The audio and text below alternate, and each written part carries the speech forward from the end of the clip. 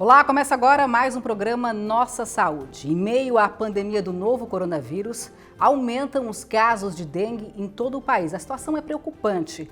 Em Santa Catarina, nos primeiros meses desse ano, o número de casos já é maior do que o registrado em todo o ano passado.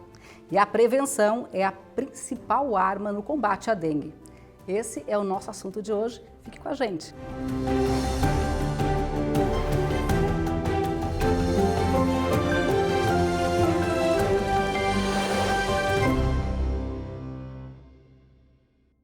E o nosso entrevistado de hoje é o João Fuch, gerente de zoonoses da Secretaria Estadual de Saúde.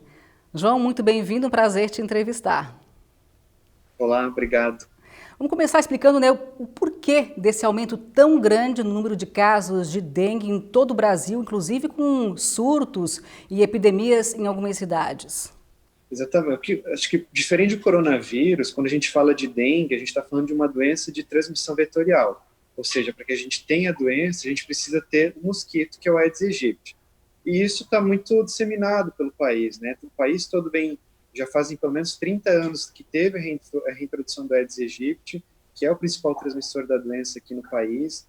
Santa Catarina vem cada vez mais registrando a presença desse mosquito, e associado à presença do mosquito, a gente tem os casos da doença. Então, por isso que a gente tem visto esse aumento do número de casos nos últimos anos, e especialmente esse ano também a gente teve uma transmissão bem importante na região sul do país, né, Paraná, Santa Catarina, né, Santa Catarina registrando aí muitos casos em 2020.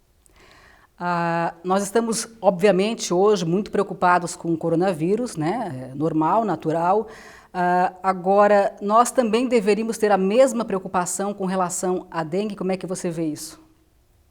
Acho que sim, a gente não pode esquecer, uma coisa não elimina a outra, a gente pode dizer assim, né? Ou seja, o coronavírus chegou, né, uma doença nova que é necessário várias medidas de controle, um olhar do poder público, mas justamente a gente não pode esquecer das outras doenças que já estavam circulando aqui no estado.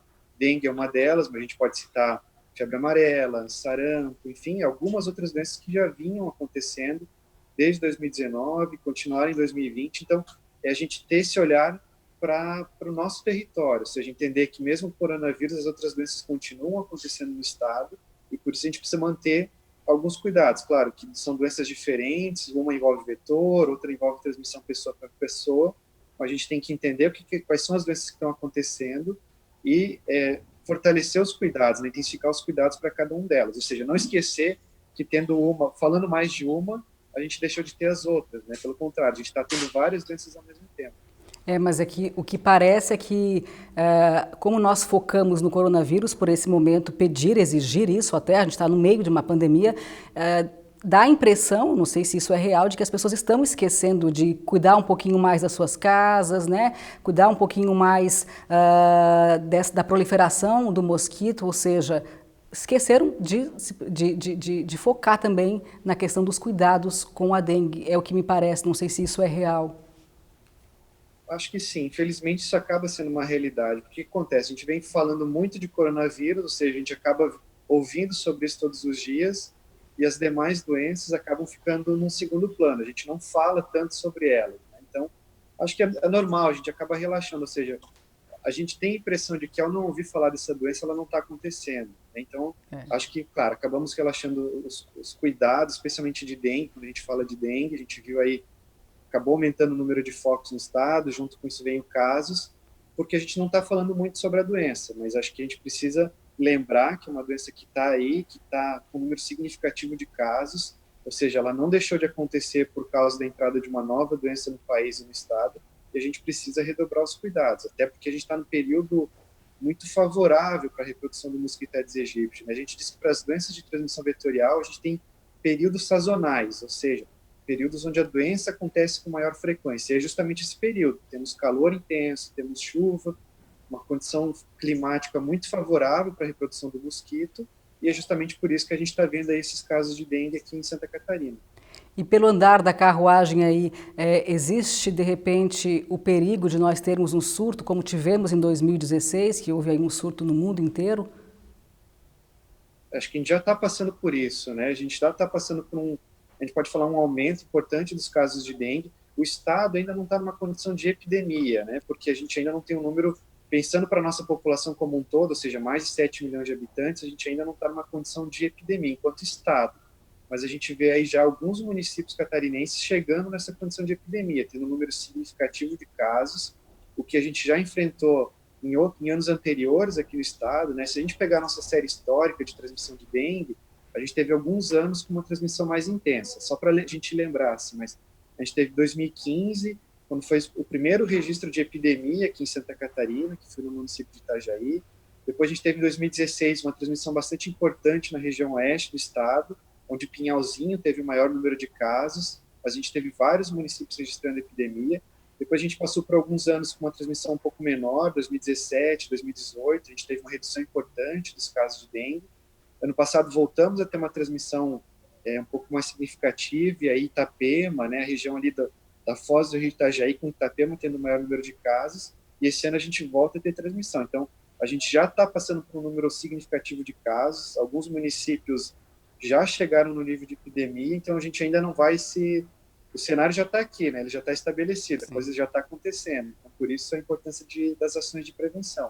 João, daqui a pouquinho, no segundo bloco, a gente vai ter uma reportagem completa mostrando como é que está hoje a situação em Santa Catarina, e a gente vai falar então um pouquinho mais sobre, inclusive, 4 municípios que estão hoje em situação de pandemia, aliás, de epidemia, né? Eu queria saber de você o seguinte, como é que se dá a transmissão da dengue? Transmissão de dengue, então, acho que isso é bem importante a gente detalhar um pouquinho, né? Dengue, e a gente pode até falar de dengue, chikungunya e zika vírus, que são todas doenças transmitidas pela Aedes aegypti, elas precisam de um vetor, ou seja, elas não se transmitem de pessoa para pessoa, então não é o contato, não é as gotículas que vão transmitir esse tipo de doença.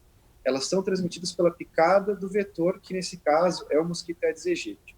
Então o mosquito vai picar uma pessoa que tenha dengue ou que tenha chikungunya ou zika vírus, num período que a gente chama que é o período de viremia. O que é esse período de viremia? É o momento em que o vírus está circulando de forma mais significativa, ou a doença está mais... A presença do vírus é maior no corpo da pessoa que está infectada.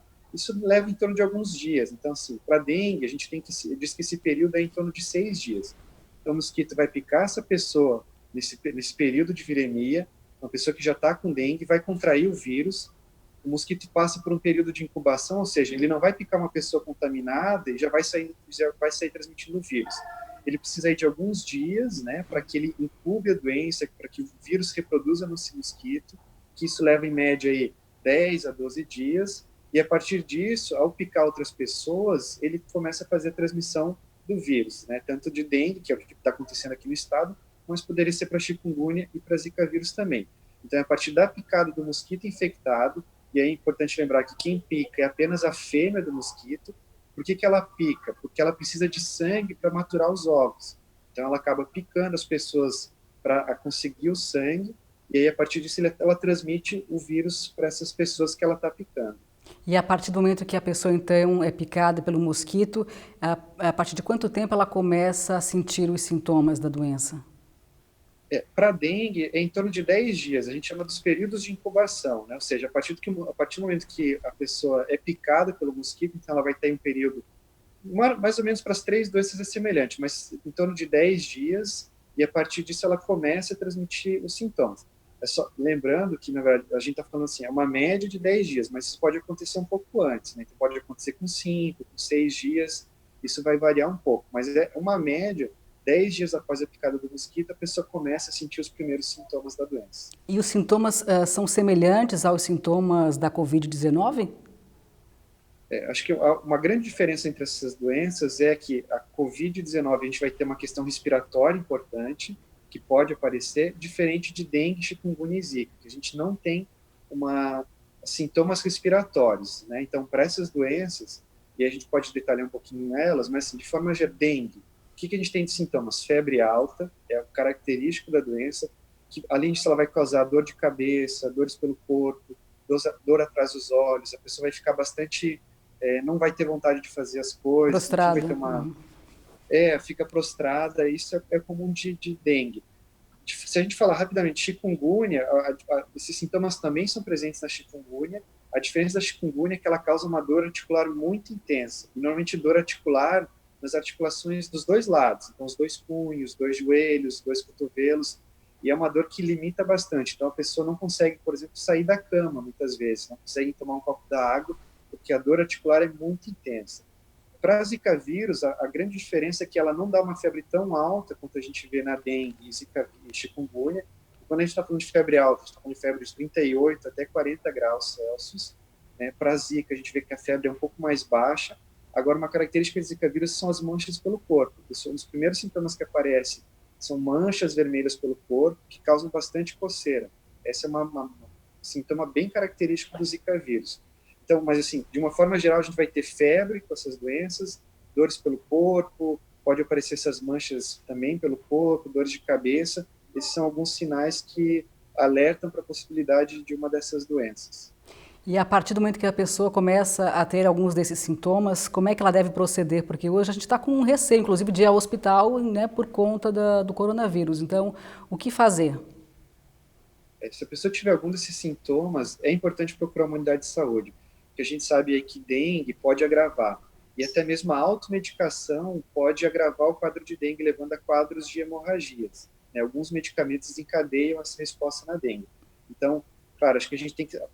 Acho que a primeira informação importante é saber como é que está o funcionamento das unidades de saúde no meu município, porque a gente sabe que os municípios estão adotando estratégias diferentes.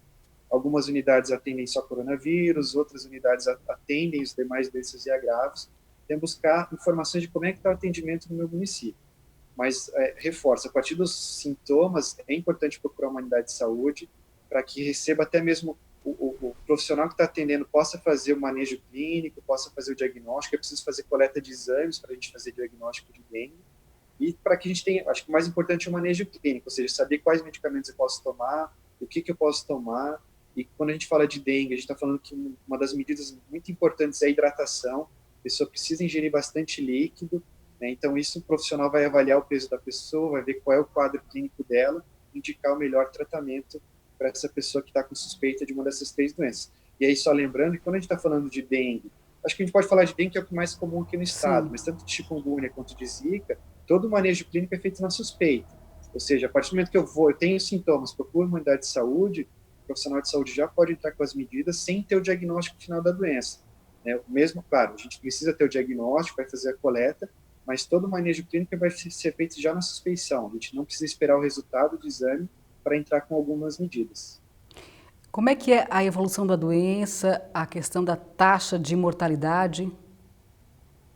Para dengue, a gente pode ter alguns casos aí evoluindo para gravidade. Não são muitos casos, é uma taxa pequena. Como é que é o curso da doença? Né? A gente vai ter, então, esses sintomas iniciais. Normalmente, a pessoa vai passar por esse quadro aí com febre e mais alguns sintomas aí em torno de 6 a 7 dias e acaba melhorando. Né? A gente não tem um tratamento específico para esses vírus. A gente acaba usando tratamento sintomático, ou seja, alívio de febre, alívio das dores, hidratação. Agora, alguns casos aí pode, nesse meio tempo, né, ou seja, quando a gente tem uma redução da febre para dengue, a gente pode ter aí um quadro um pouco mais grave. Então, aí fica um alerta, ou seja, eu tive os primeiros sintomas, procurei uma unidade de saúde, fui para casa, fazendo o tratamento, mas lá pelo 3º, 4º dia eu vi que teve uma piora de alguns sintomas, a febre voltou, tive dor abdominal, tive vômitos intensos, isso são sinais de alarme, que indicam que a doença pode estar evoluindo para a gravidade. Então, precisa retornar para a unidade de saúde. Então, claro, a resposta varia muito de pessoa para pessoa. Então, pessoas que já têm uma idade avançada, pessoas que já têm outras doenças de base, pode ter um risco maior de evoluir para a gravidade. Ou até mesmo a pessoa que já teve dengue mais de uma vez. Quando a gente está falando de dengue, a pessoa pode ter dengue até 4 vezes ao longo da sua vida, porque a gente tem 4 sorotipos da doença. Então, quem está pegando dengue uma segunda, uma terceira vez, pelo sistema imune já está sensibilizado, a gente pode ter uma resposta um pouquinho mais exacerbada do sistema imune contra essa doença, onde a gente pode ver os casos mais graves. Agora, a porcentagem é pequena, não são muitos casos que evoluem. A gente vai ter em torno de, no máximo, 10% dos casos, até, essa taxa acaba sendo até menor que a gente tem visto aqui no estado, de que vão desenvolver sintomas graves e vão acabar evoluindo para óbito. Né? Acaba sendo um número pequeno, mas a gente precisa estar atento. A partir do momento que a gente está tendo transmissão, a gente pode ter esses casos aí com gravidade ou até mesmo óbitos pela doença. Tem que ficar muito atento aos primeiros sinais e procurar esse socorro na unidade de saúde, né? João, a gente vai fazer uma pausa agora. Na sequência, então, a gente volta com mais informações. Vamos mostrar como é que está a situação em Santa Catarina. Saiba também como é o trabalho de prevenção contra a dengue. Não saia daí.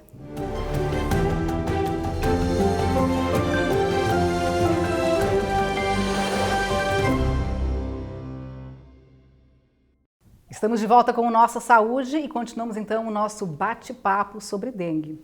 João, eu queria que você explicasse, né, como é que se dá a proliferação do mosquito Aedes aegypti, que é o transmissor da dengue?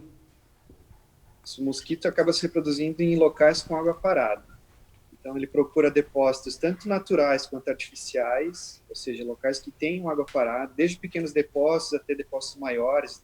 E a gente pode elencar vários desses exemplos, né? Tampinha de garrafa, uma casca de ovo, uma caixa d'água, uma calha, qualquer local, uma bromélia. A gente fala pouco sobre as bromélias, né? Mas são depósitos naturais, ou seja, ele vai depositar os ovos nesses locais com água parada, a fêmea do mosquito, e em média esse ciclo entre a deposição dos ovos, dos recipientes, até o mosquito adulto, leva em torno de 7 dias.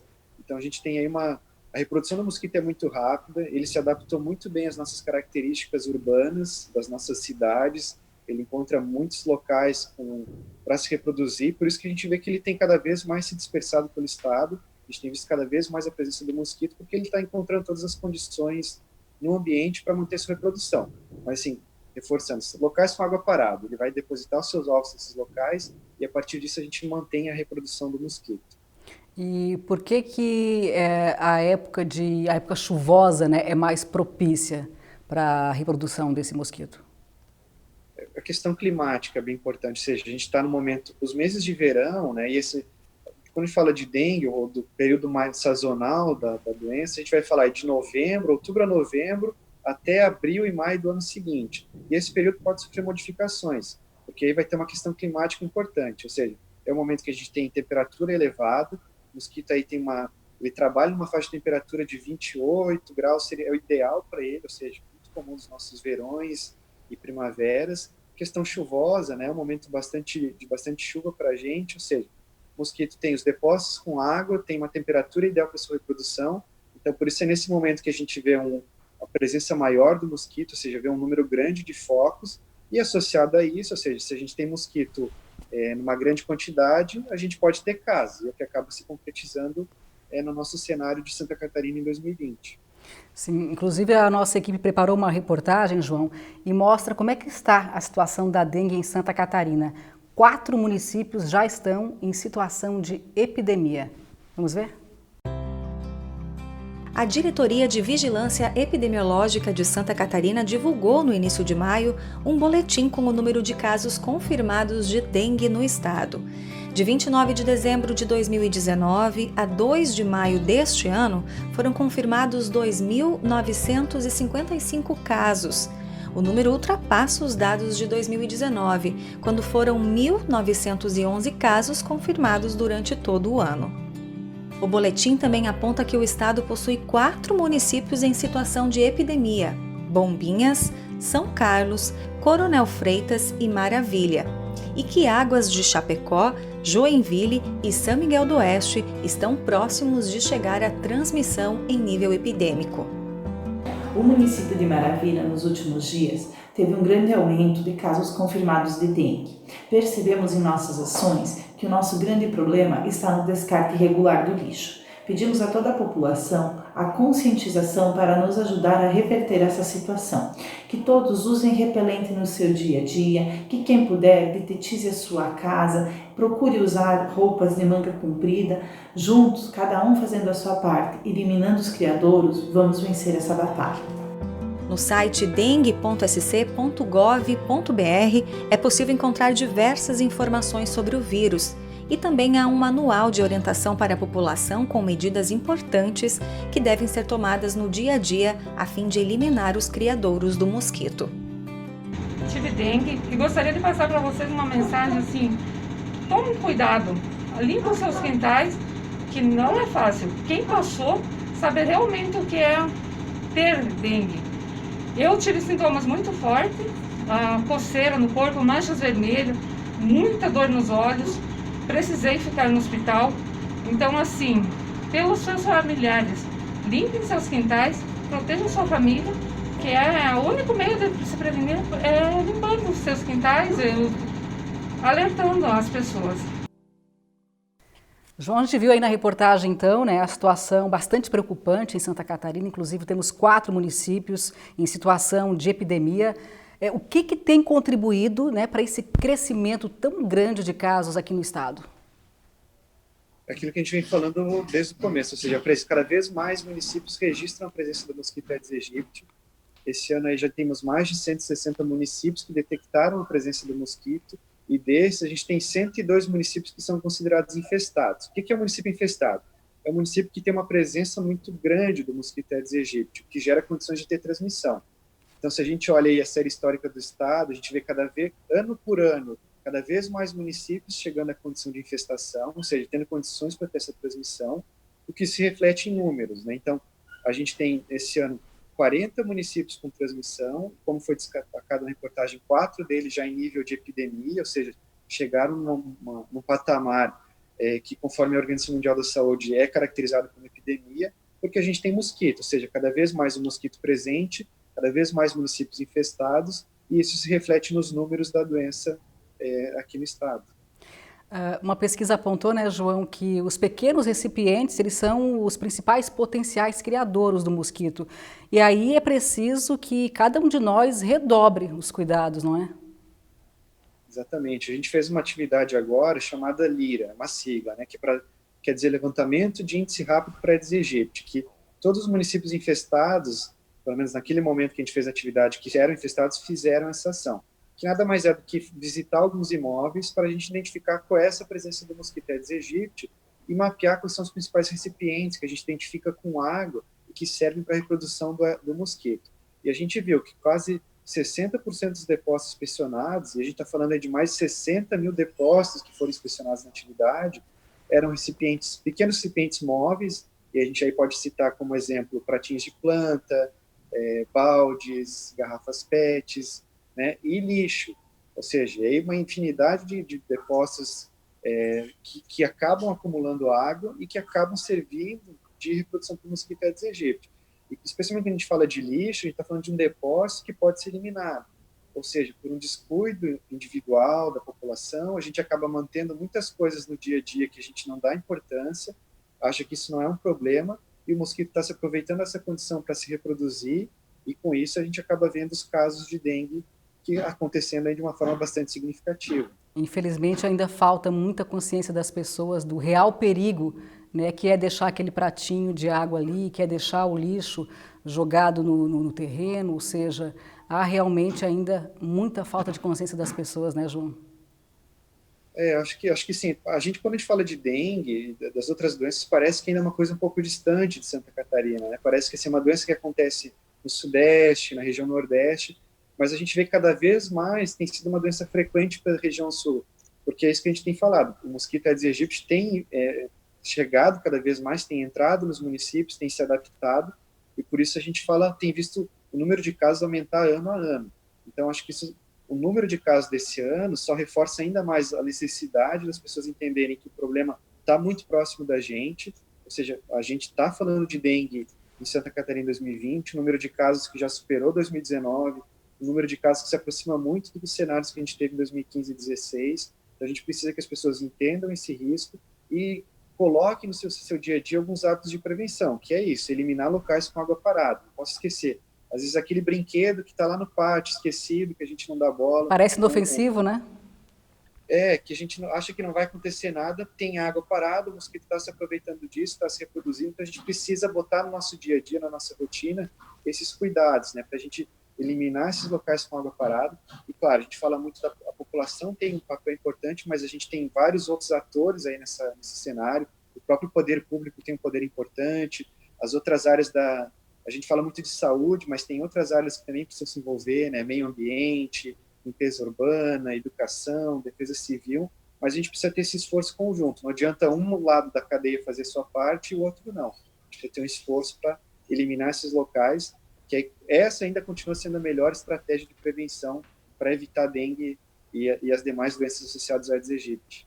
Conta pra gente como é que está o trabalho, né, dos profissionais de saúde nessa época aí de pandemia de coronavírus. Quais são os maiores desafios? Os maiores desafios, acho que é primeiro a gente conseguir manter o trabalho, né? Ou seja, desde o início a Secretaria de Estado da Saúde vem recomendando que os profissionais que trabalham com a dengue, com a Aedes aegypti, não parassem essas suas atividades. Claro que a gente precisa seguir uma série de medidas de prevenção contra o coronavírus, os profissionais precisam foram orientados com algumas medidas. Acho que esse é o primeiro desafio, ou seja, a gente conseguir manter o trabalho, e o outro é conseguir falar de dengue no momento que a gente fala bastante do coronavírus, ou seja, a gente inserir essa pauta de discussão para a gente mostrar que o problema está muito próximo da gente, está acontecendo aí num número significativo de casos, né? A gente, quando falou dos 4 municípios em epidemia, mas se aproximamos aí dos 3 mil casos de dengue no estado, é um número significativo. Então, mais do que nunca, a gente precisa reforçar, redobrar os cuidados de prevenção contra a Aedes aegypti. E só para a gente entender bem, como é que é o trabalho dos profissionais no dia a dia? Eles vão de casa em casa? Como é que é feito isso? Quando a gente fala dos municípios infestados, especialmente, a gente está falando que é uma visita de casa em casa. Então, o profissional vai passar visitando os imóveis, vai conversar com os proprietários, né, com as pessoas, então vai orientar elas. É o que a gente tem conversado aqui, né? Ou seja, vai orientar como é que o mosquito se reproduz, o que gera risco para a reprodução dele, quais são as medidas, vai fazer uma verificação no imóvel, ou seja, procurando locais com água parada, orientando o proprietário já o que pode ser eliminado, tratando com larvicida, né? A gente usa alguns produtos químicos em algumas situações, então esse profissional acaba utilizando esses produtos também. Então essa é a rotina desses profissionais que trabalham nos municípios e que têm mantido aí mesmo nesse período de pandemia de coronavírus as atividades de visita, de orientação à população, para, como a gente falou, para a gente intensificar as medidas aí, e evitar até mais casos da doença. As pessoas podem, a população de forma geral, né, ela pode ajudar, pode colaborar, denunciar casos de pessoas, de vizinhos, terrenos baldios abandonados, enfim, possíveis focos da doença? Pode, acho que as secretarias continuam com canais de denúncia, é interessante que as pessoas procurem a informação da Secretaria Municipal de Saúde para fazer denúncias de terrenos baldios, mas ainda eu reforço que além da denúncia, é às vezes olhar para o meu próprio imóvel, né? Porque às vezes a gente acaba denunciando situações do vizinho e esquece, por exemplo, a minha calha está entupida e está lá acumulando água. Então, assim, é importante que a gente também olhe faça uma autoanálise dos nossos imóveis, tanto locais de trabalho quanto de residência, enfim, para que a gente também identifique locais dentro da nossa própria casa que podem estar servindo aí de locais para a reprodução do mosquito. E, João, a nossa entrevista está encerrando, infelizmente. Eu gostaria que você deixasse um recado, uma orientação, um alerta, enfim, né, para os nossos telespectadores com relação à dengue, para que todo mundo entenda efetivamente que é um dever de cada um de nós colaborar para combater essa doença, né, aqui no nosso estado, no nosso país. É reforçar os cuidados, né? Lembrando que nós estamos aí com mais de 3 mil casos, quase 3 mil casos de dengue no estado, que cada um precisa reforçar as medidas de controle. Quando a gente fala medidas de controle, ou seja, a gente está falando de mosquitos que se reproduzem em água parada e que é o transmissor das doenças. Então, a gente precisa eliminar esses locais, especialmente no momento que a gente está, que é um momento muito propício para a reprodução do mosquito, para a ocorrência de casos. Então, fazer criar uma rotina, né, diária, de pelo menos uma vez por semana, olhar locais que possam acumular água, eliminar esses locais, tendo atenção também para alguns depósitos maiores, né, que a gente acaba não olhando dia a dia, mas calha não pode estar entupida, tem que ter escoamento adequado de água, a caixa d'água tem que estar vedada corretamente, o ladrão precisa estar telado. Então, procurar ter esse olhar mais amplo, de buscar qualquer local que possa acumular água, eliminar esses locais, porque a gente vê que essa continua sendo ainda a melhor ferramenta de prevenção e é uma medida que pode ser feita por todos. Então, se cada um fizer a sua parte, se cada um entender o risco, intensificar as ações, com certeza a gente vai ter um cenário aí de menos casos e até evitar futuras epidemias dessas doenças aqui em Santa Catarina. É isso aí, prevenção é a palavra de ordem. João, muito obrigada pela sua entrevista e por todos os seus esclarecimentos. Muito obrigada. Muito obrigado também. E assim, então, a gente vai encerrando Nossa Saúde de hoje, que falou sobre a dengue e a situação preocupante em Santa Catarina. A gente vai se despedindo. Até uma próxima.